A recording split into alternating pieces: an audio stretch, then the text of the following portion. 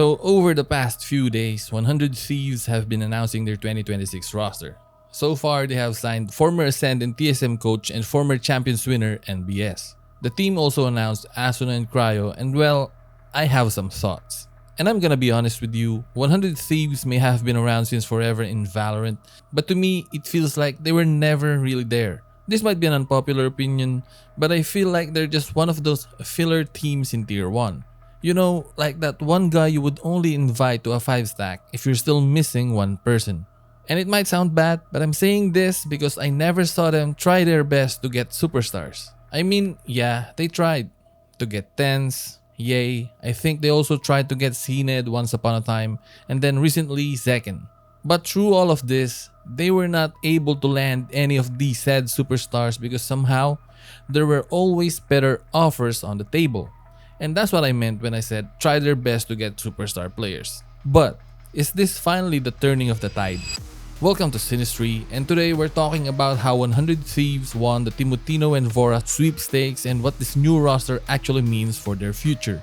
Before we talk about the Timotino and Vora signing, we need to talk about the reunion of sorts of this team's former core, Asuna, Cryo, and Bang.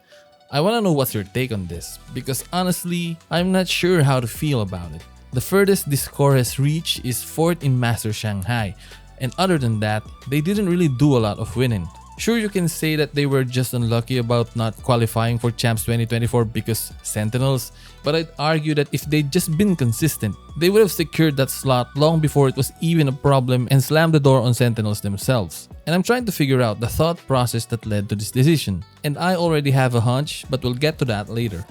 First, let's talk about their new prize rookies, Timotino and Vora. And let's be clear, there's no denying how talented both of these players are. We're talking about two players who both finished in the top 5 of the Ascension leaderboard. Vora was the top 3 player on the leaderboard, only behind DigiZin and 7. But when I look at his stats, nothing jumps out. And I mean that in the best way possible. There's no area where he overly excels, but at the same time, there's no area where he underperforms either. Which tells me everything. There are no glaring holes in his game. He is going to provide exactly what the team needs, and he's going to do it on a consistent basis. 100 Thieves gets not only a fragging IGL, but one who also plays the initiator role. And what stands out about Vora is his aggression, a stark contrast to EU, who some fans felt played a little too safe at times. And dominating on a duelist is one thing, but dominating while being a scan initiator is a wholly different thing. Not only do you need to provide support util for the team, in Vora's case, he also needed to make the calls as an IGL, and he's doing all of it at a ridiculously high level. So I don't know about you, but that tells me that Vora is just built different. And I think it's safe to say that with him driving the team's getaway car, yes, getaway car, because if PRX can have the PRX train, then why can't 100 Thieves have a getaway car? So yeah, with Vora on the steering wheel, 100 Thieves is finally heading into the right direction. And now for the man of the hour, Timotino. Analysts are hyping this guy for a reason. And if you have actually watched him play, you already know why. But if you haven't, then you're seriously missing out. If I were to describe how he plays, it looks like he's always hunting for a kill. His aggressiveness is on another level, and I like to call it aggression maxing. And he's able to do all this because his mechanics and game sense are off the charts. But here's the most important part. This isn't just 100 Thieves signing one of the best upcoming duelists available. This is 100 Thieves finally signing the pure explosive firepower duelist they have desperately needed for years. No shade to Cryo and Asuna, I'll explain what I mean later, but Timotino might just be that guy. His only job is to be the tip of the spear, create space, and be too busy shooting heads. If Vora is the driver of the getaway car, Timotino is the point man. He's the one who gets in first and clears the path, making it safe for the rest of the crew to follow. So getting 2 of Tier 2's finest is great, but it makes you think, how would this all work out? So now let's go back to the Alphabet reunion. And if you didn't catch that, I mean Asuna, Bang, and Cryo. ABC baby.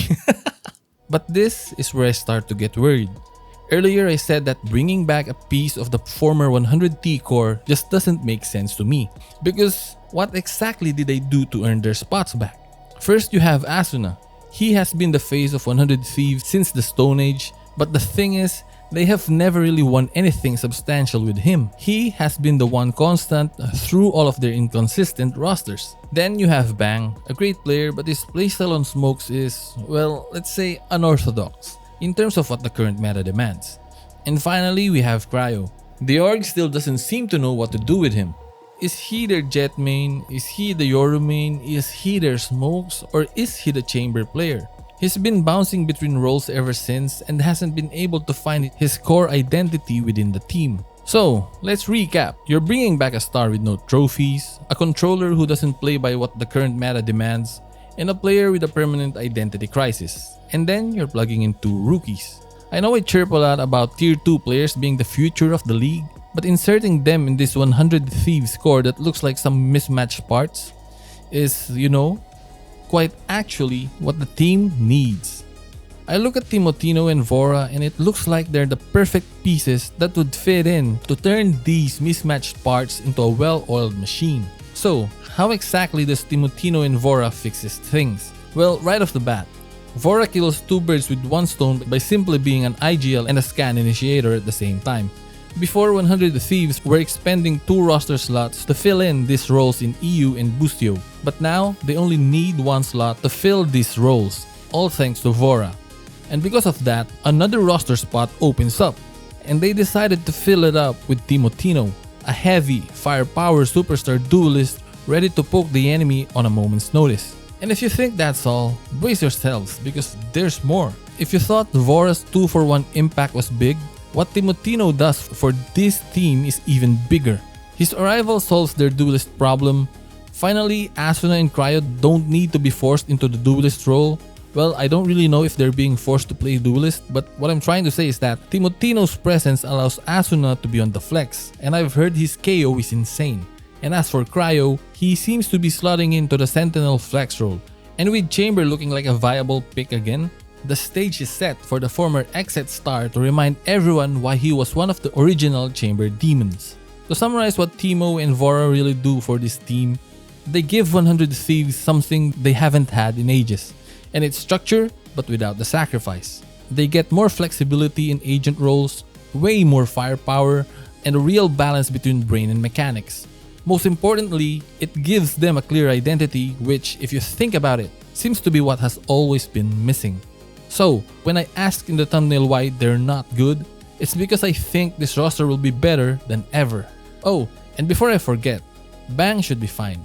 Yes, the welcome home cheater memes are all over Twitter right now, but he's coming home to a core that's already familiar with his playstyle. You add in a few adjustments from a champion's winning coach, and I think it's safe to assume things should be smooth sailing. So the structure is fixed, the roles make sense, but with all that feel-good analysis, let me just pose one final massive question. Is Asuna a vibes guy? Because if he's not, then oh boy man. This team has a huge problem going into 2026. And you might ask why? Why does that even matter? Well, we always talk about the greatest aimers, the best players, the GOAT, and all of that stuff. But let's talk about the role of the vibes guy for a second. This is the player who has to be the emotional support for the team. When the team is down big, the comms are dead silent. And these players are the ones who refuses to let the silence win. They're the voice that cuts through the tension, the one keeping morale alive when everyone else looks defeated. And it's not about top fragging or clutching every round. It's about resetting the team's mental, bringing that energy back, and making damn sure no one forgets that the game isn't over yet. I'm pretty sure Cryo is not a vibes guy. And I've seen a bit of Vora on Ascension, and correct me if I'm wrong, but he seems to be a serious guy to me. Timotino will be shooting heads so he can be bothered to hype his teammates up. And as for Bang, he's not really the loud type. So if Asuna is not the vibes guy, this 100T getaway car is going to run out of gas long before they escape with the win. Anyway, if you think it's not Asuna, who do you think will be the team's vibes guy? As always, I'll see you guys in the comments. Leave a like if you enjoyed, hit that sub button so you don't miss out, and I'll see you in the next one. Peace.